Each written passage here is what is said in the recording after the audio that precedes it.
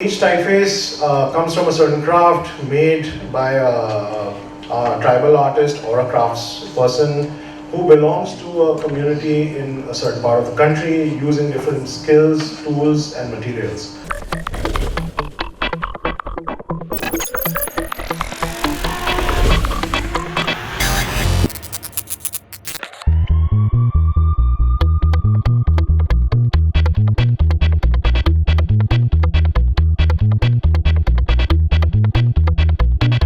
Thank you for PDF and ADI for having me here, and excited to give this talk today. Are most of you, who are the students here? Are there no? Yeah, so there are no students. Okay, thank you.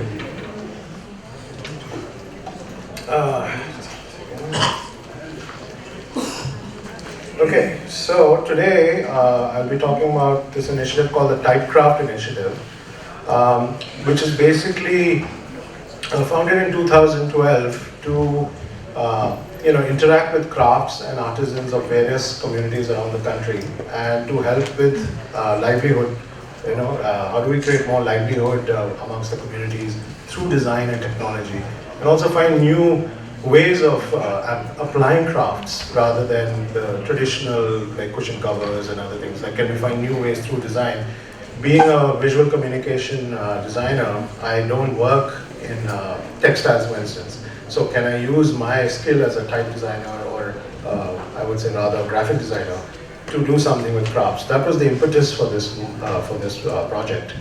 And basically, simply put, typecraft means taking a craft or a tribal art, in this case, Khosla, and making it into a font, a usable digital font that anyone anywhere in the world can download and use. Right? That's the idea. So the initiative also helps to provide, to promote, innovate, and archive the intangible heritage of a country. A lot of the crafts are disappearing, and so the records of these crafts, the activities that people do. So those are some of the goals that we hope to do. And we also hope to disseminate this knowledge to places around the world, not just in India, and raise awareness and generate further interest about the crafts, the people especially, and we also hope that people from around the world and within India go directly and work with these artisans to make more interesting work. So the idea is really to spread the awareness about crafts and the talent and the richness that is there in this country, and to also make us relook at crafts in a new manner that we may not have looked at before. So that was kind of the goal. So we're basically, transforming our craft to a completely new idiom and medium, right? So we're taking it from, say, a tattoo done on skin to something that you can use on the screen, right? So that's really the essence of what we're trying to do. It's like a whole transformation that we're trying to create.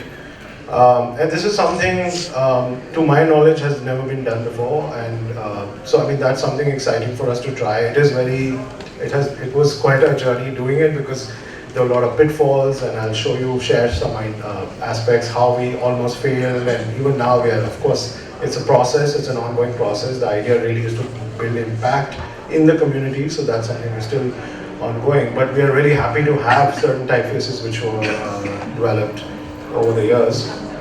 So now I'm just going to briefly talk about some of the typefaces we've developed through the Typecraft Initiative. I won't get into detail about all of the projects, but some projects I'm going to get further in detail in terms of getting into the process and some of the challenges we faced in that. And each typeface comes from a certain craft made by a tribal artist or a crafts person who belongs to a community in a certain part of the country using different skills, tools and materials. And of course the contexts are also very localized, they're very specific to that region. And we worked in various parts of the country. Initially we started with branding, using craft for branding and book cover design, and so as lettering. And that evolved into type design. So we've actually worked across the country on various crafts, and I'll just run through a few of them. So the first one we work with is called Chitara, which is a floor, basically used for floor and wall decoration from Karnataka.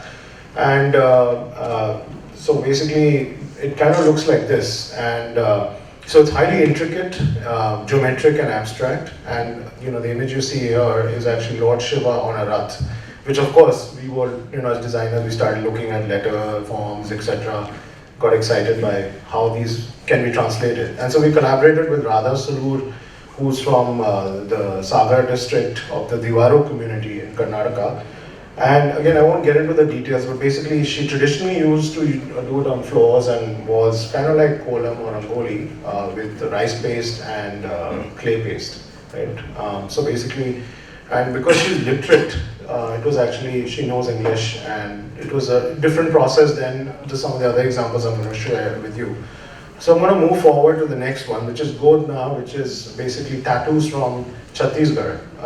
The tribal community that works in it is the Goan tribe.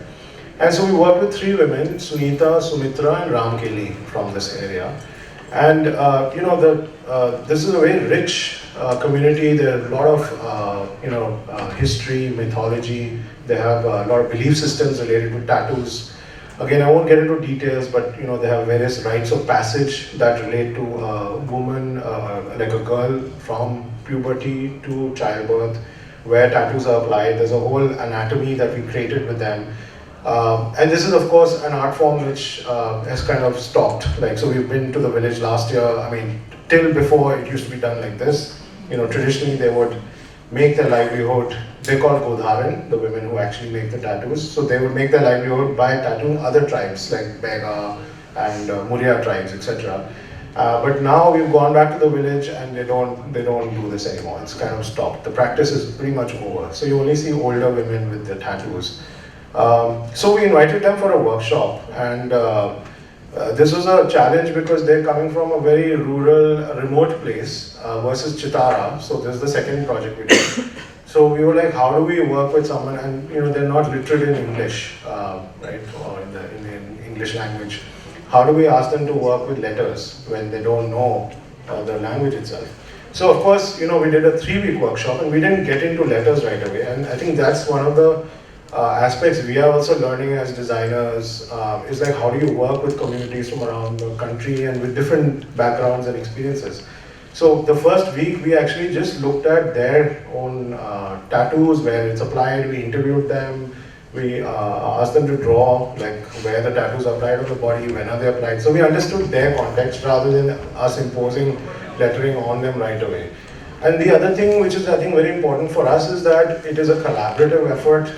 Of course, there is this challenge that ultimately it is a design product, but done with crafts. How do you have both the artisans' voices and the design discipline in it so that it is functional? So initially we asked the women themselves to draw the letters.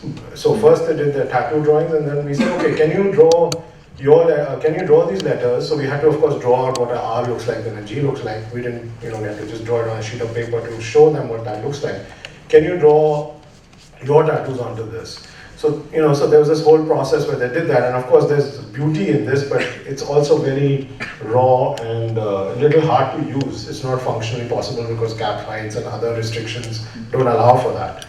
So then we basically gave them after they did this, we gave them certain constraints. We said, okay, you have to follow a certain height, a cap height, certain thicknesses, and they only did all the drawings, but we gave them these restrictions just to enable us to make it functional as a typeface. So again, I will get into some of the technical challenges we faced in digitization and font design later, but basically this helped them use their own skills, but also helped us use the design constraints to actually come up with the final typeface. So that's good now. And then briefly, I'll just touch upon, because of interest of time, I understand a lot of you must be hungry. Lunches, I can almost smell lunch. So I'll try to go through it. There are quite a few slides to go through. So Pakko was a more recent project we did. Actually it's Pakko embroidery. So it's from Kutch, Gujarat. And we're basically working with the Sodha Rajput community there. And we worked with multiple artisans from from Shrujan, so Ganga Ba, Pavan Ba, Manja Ba. And Pakko really means strong or Pakka. And there's a belief in their tradition that the kapda, the cloth might tear and rip apart, but the embroidery will stay intact. So they really are proud about their embroidery. There's a lot of work that goes into it. And of course, it's a challenge because working with Indic scripts, you have to worry about conjuncts and diacritics and complex forms, which in Latin we didn't have to deal with. So this took a long time to do. One thing you might notice, I'll just go to the next one. One thing you might notice is it's a multicolored typeface. The reason for that is because their embroideries are also multicolored. So of course, when you use the font, you can make it a single color, you can change the colors, but we're going to be introducing it as a multicolored Gujarati typeface. I'll talk a little more about Rabadi, the Hebrew Rabadi community, also from Kutch, Gujarat. And so here we worked with Bali Ben, Jenny Ben, Seju Ben, Parma Ben, and Dawal Ben. And the challenge here was, so every project has its own challenge, as I said. Now the thing is with embroideries, they can't draw. Like a lot of the women who do embroideries or people who do embroideries, they can't draw. So this is even them trying to draw, even with their own motifs, they have problems drawing their own motifs. So how do you go about creating typefaces or letters, right? So as I said earlier, we start by understanding their context, their motifs, their designs, the meaning behind it, and then we bring in letters. But when we brought in the letters into the picture and we asked them to draw the letters, as we always said, we want them to first start without our inputs, because that's very important. If we start putting inputs, then our voice overpowers their voice, right? Because they don't know the letters that well. They're a little shaky. So we want to encourage them. So the challenge here is also because embroideries take time, it's slow. How do you go about it? So we had to really improvise while doing this workshop in Kutch. This was done in Kalaraksha and Sumrasar Sheikh, if anyone has been there. So we had to, within that few days of being there, work really hard and look at their embroideries and really understand the language. And that's where beauty of design comes in, is like we can take anything and make it into a letter. You can take typewriter keys or cell phone keys and the patterns on that, or anything, remote controls, and make them into a font or a building plan. It's just about studying the lexicon of that craft, right, or of that form. So we really started looking for clues and cues. One is that, does anything look like a letter? Here we were doing a Latin script, so it was slightly easier than doing an Indic script. And then looking at things like endings, beginnings, curves, transitions from curve to straight or straight to curve. So we're looking for these sort of cues, and then we were like, okay, maybe this could become an RA, but potentially, right? And this is already an embroidery there, and all of these have meanings. They are different. There's Sudo, which is a parrot, then they have the Moor, they have the milkmaid, right? So they are basically a pastoral community. Again, because of time constraint, I won't get into the community aspects, which I usually talk about, but I just wanted to focus more on the type, design, and the craft aspects. So this became a W, right? So this is actually theirs only. So this translated fairly easily, and so forth. Even the one on the right is an existing embroidery, which we just flipped and it becomes like a V. And so eventually of course, I'm fast forwarding, and basically after many months, so I should tell you that each of these projects can take several years. One is that a lot of them are self-funded. Here we did get some corporate social CSR funding from the US, from a US company, but in most of them they're self-funded, and so that means it takes time in any case. Then on top of that, type design itself is a long process, and then of course crafts are very complex, so to vectorize them, digitize them, takes a while. So anywhere between 1.5 to 2.5 years. Like Paco has taken longer, right? So for instance, so this is the kind of like the final, again it's a multicolored, as you can tell, typeface. We are thinking of coming up with two versions. One, the white thing around it is called dant. So one is with the dant, so you get the real beauty and the vibrancy of Rabadi. And one we may make simpler, so to make it more functional. So moving forward, we also worked with Suf embroidery very recently. This is a very recent project. And with Shujan, which is an NGO in Kutch as well. Here, we decided to try something different. And this actually comes thanks to my involvement in teaching. So I love teaching, and I've been to various colleges all over the country. And actually, I was just I did a workshop at University of Edinburgh in Scotland a few months ago, and also at NIFT a few months ago, where I tried this idea of using just paper, like cut paper, to emulate a craft. And the students just had to kind of figure out how would you create a typeface or a letterer from these elements. So it's kind of like, it could be tangram, or it could be, you could think of Lego, or you could think of like figuring out what are the building blocks and then how do you put together. And Soof is one sort of embroidery which is highly structured and highly geometric in nature. It is again done on a cloth which has to have an even count. For those of you who know that basically the warp and weft have to match up, and if it doesn't match up, then the forms can change. So I guess this was a great exercise which worked successfully in schools, in colleges. So I also brought it.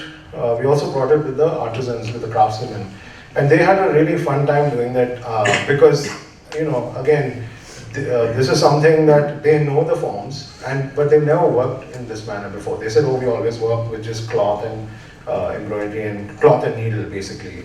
We have never been told to do a fun exercise. So we were planning to do this for half a day. We ended up doing it almost the full day because they were having so much fun trying all sorts of letters. And in this case, it was interesting. We had a mixed batch of people like here, Hetal Ben, she's actually a college student. She's graduated from college. She's very literate, she knows English. Again, literate I want to put in quotes because they are literate in other ways that we don't consider literacy, by the way. Like, they're very literate in embroidery and their culture, which I'm illiterate in. So what I mean by literate in English, right? So that is important for me to distinguish. But what I want to take out of this is that because we could do this exercise which came from college education, bringing it back to craftspeople, it led to an interesting kind of development. So again, I won't get into the whole process details, but just to give you a sense of how we then developed it.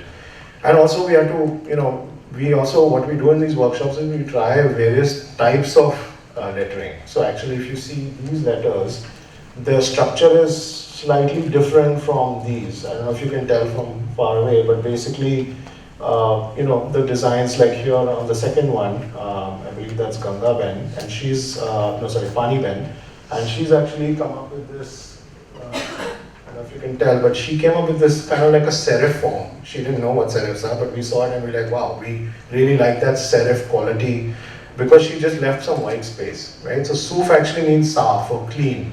So it's actually one of the more minimal embroideries, although it's highly complex. And highly, I would say, exponential in nature, right? It's like a Fibonacci series. You can go really small or you can go really big with the forms. So anyway, ultimately we've come up with this form based on the embroideries themselves, which is like a serif condensed typeface. I'm just going to now briefly try to iterate over a few challenges we faced. There are numerous types of challenges. I won't get into language, and obviously there is things lost in translation because there are artisans, craftspeople who are masters of their tradition and what they work in, whereas we are designers. So there's always some getting used to each other kind of things. But that I won't talk about. But what I'd really like to focus upon is that there are no cookie cutter solutions. So like if you work with Soof embroidery, Rabadi embroidery is going to be different. So from the same area. But if you go to Odisha and you do something else, or another material, the whole process has to be almost rethought through. That, okay, now in this craft, how will we, what is the best way to introduce a workshop with the artisan? So we are actually now not thinking so much about the type itself. Of course, that's an important aspect, but we're also thinking of designing the workshop better each time, so that the experience for the craftspeople also better. One of the important goals of Typecraft is for craftspeople, craftswomen to become more like designers, to think like designers, right? To not depend on designers. They should see this and and a lot of them have, and they're like, oh, you can do this with my craft? I didn't know that. So we're like, yes, you can do much more. And so the idea really is to inspire them to try to just do new things and innovate their own thinking for contemporary uses. Because as we all know, a lot of the crafts are suffering because they don't have a contemporary context or use today, right? Because we've changed, times have changed. So one of the challenges I just briefly touch upon is that of craft technique. Being, as I said, a visual communicator, it's hard to sometimes understand these different materials, right? So, like as I said, soup embroidery, or if you work in metal or you work in clay, there are different material constraints that we have to understand. So, for instance, in soup embroidery, I mentioned earlier that it is based on counts. So, one of the challenges when we had designed an identity for Kutch, I'm not going to show that here, but basically we've done that last year. And one of the challenges we faced with SOOF was how do you get the diagonals right? So SOOF works very well with vertical and horizontal, but when you get into diagonals, it really goes awry. So it could become very acute or obtuse depending on the count. And so that's something that really challenged us, both as designers and even for the craftsmen, because they were not used to doing those kind of fonts. Another challenge I wanted to highlight is this kind of, I would say, how do you reconcile the intricate nature of craft? So craft by its own nature is very intricate, and then design is very minimal, typically. So a typical Latin script typeface would have something like 10 to 30 nodes. Our Godna has 5,000 nodes, right? So you can see the comparison. This is 10 to 30 nodes, 5,000 nodes. It's a huge, this is unprecedented. I'm not just saying it, but even I've spoken to type developers and they're like, oh, I don't know how this is going to work. So I'm going to talk about that later as well. But what I want to emphasize here is this clash, right? So there's this clash. What is this clash? Basically, in India we view ornament is very different from how it is viewed in the West, right? So ornament in the West was detested due to its aristocratic associations in the 19th century bourgeoisie culture, right? So that's why there were all these revolutions that happened in the 1800s and 1900s, French, Russian, etc. There was this whole aristocracy, richness, and wealth, and ornament was associated with that. So the idea of modernism, as we know it, in the 20th century was really about this clean, minimal design, right? It was this idea of doing away, shedding this coat and doing away with the burden of ornament and getting into precise minimalism.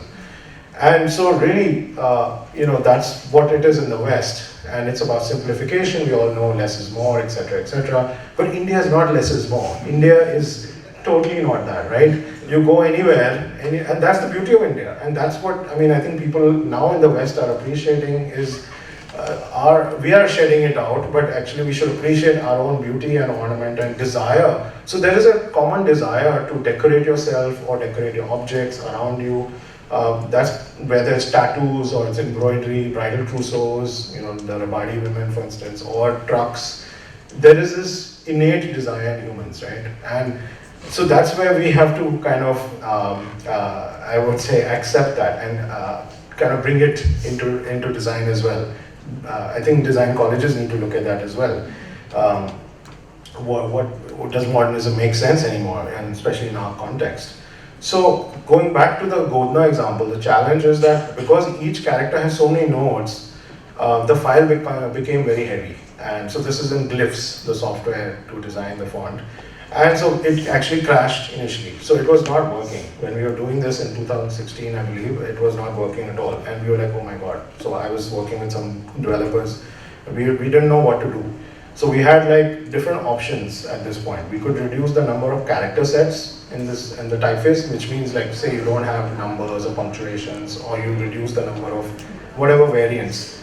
Or you reduce the number of nodes. But if you reduce the number of nodes, the initial beauty and intricacy of the craft goes away. It just becomes then it becomes like a sans serif or something. And also, how many nodes do you reduce? Where do you reduce them? Or you use something called components. So type design has this thing called components. So basically, similar shape forms can be made into a component to reduce the number of nodes. So say you have an A and a V, or a P and a B. They may not be identical, but you can use a component and then tweak it a little bit, right? But then that doesn't work here because this is handmade, right?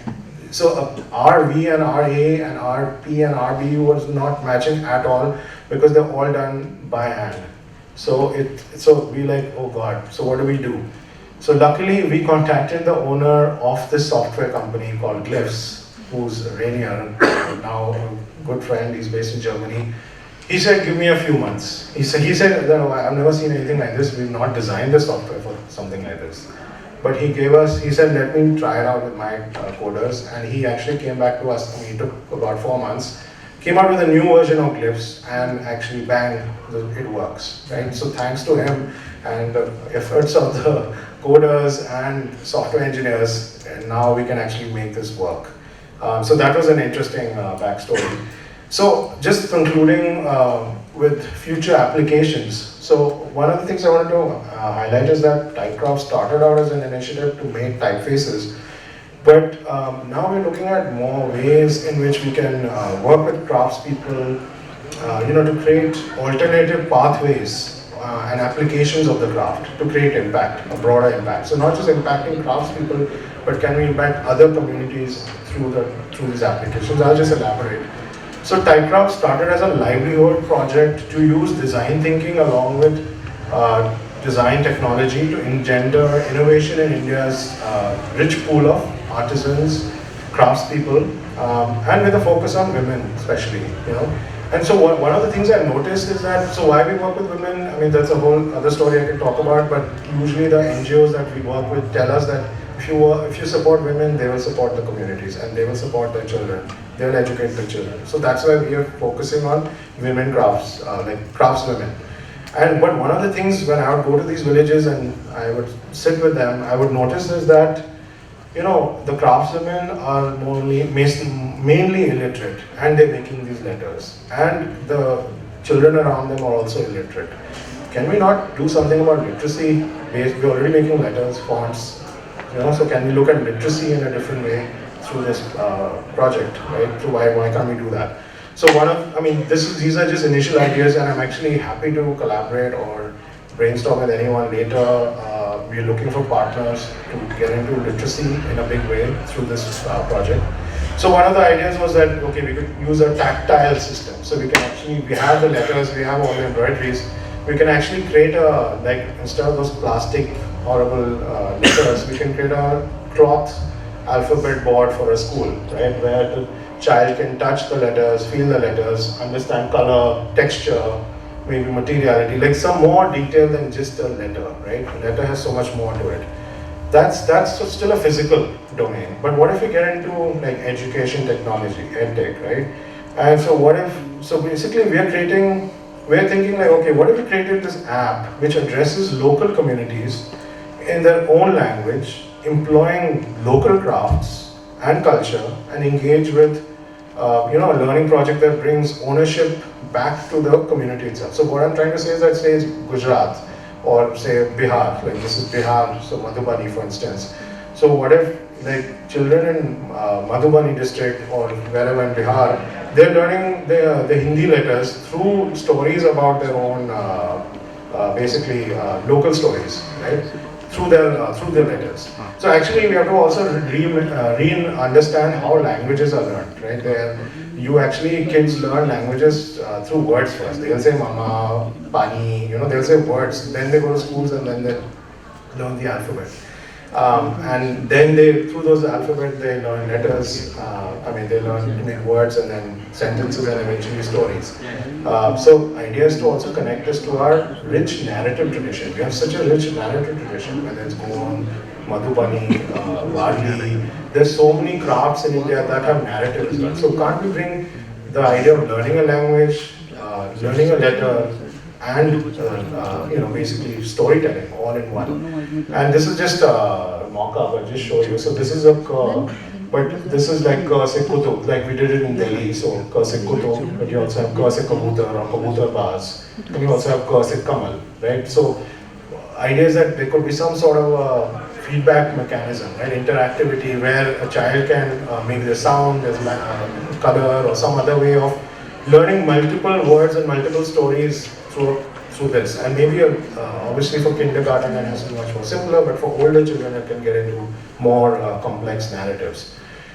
So in conclusion, I'd like to say that we envision crafts not as an end, but as a beginning to something to build upon, whether it is an app or it's a game, as tools for healthcare, sanitation, All sorts of things we could look at, all sorts of applications that maybe we haven't, kind of thought of as well. And so crafts actually play a key role in content generation and providing a strong link to local context. And that's something we must look at. Here, what you're just seeing is a light we created in Rajasthan. It's a Surahi light. So on the left is Vinod Prajapati, who's an artisan from Baswa, Rajasthan. And he's a potter, basically. So this is a Surahi which was used for water, pani ke liye, for like an old-fashioned tubular Surahi, which you see in Gujarat and Rajasthan. And so we made it. Now it's not used this form. It's we all know we use, unfortunately, plastic bottles. We have this metal bottle as well. But what if it could be made into a light, right? So what other mediums can we look at? That's something that we are actually trying to challenge with crafts. I know you may not be able to read this, but this is just like an acknowledgement to all the collaborators we work with. Typecraft is not just me. I'm standing here in front of you, but we have like hundreds of people who worked on it. Not only the craftswomen, but also the interns who've come to our studios, the designers who work there. So I want to acknowledge them, as well as our partners, sponsors, and also the type the type developers we work with, who are our partners. So I'd like to end it here, and love to take any questions or comments. Thank you. Lovely. Thank you, John. Any questions? Okay. Are the crafts that you've seen in India that you sort of kind of transform, is this prevalent in, say, Latin America, Africa, where there are older civilizations, or it's very specific to this part of the world? That's a good question. I haven't studied those cultures in detail, so I can't answer that for sure. Like, I can't give an educated answer. But I'm sure, like most societies do have crafts, so I'm sure they would still have some craft tradition. I think there are carpets or rugs or textile tradition. Guatemala, I know, has a lot of. Yeah, I'm sure it can be. Any other question? We just have time for one, maybe. Okay, can someone just pass?